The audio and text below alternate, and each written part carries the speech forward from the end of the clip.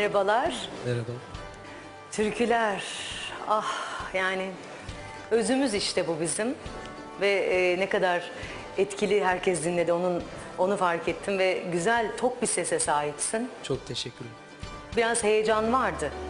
Onu çok net İşimin büyük hissettim. bir kısmı bu aslında ama genelde sahnedeyim ama tabii bu ortam, sizlerin karşısında böyle bir orkestrayla beraber çalışmak O büyük bir heyecan tabii. Tabii ki çok, büyük bir çok heyecan. iyi anlıyorum seni. Tanıyabilir miyim biraz?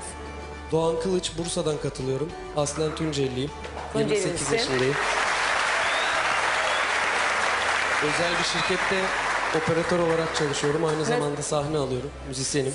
Çok memnun oldum ben. Ben de çok Sen memnun sevindin oldum. mi bilmiyorum. Sevindim tabii ki. Ne Öyle mi? demek yani?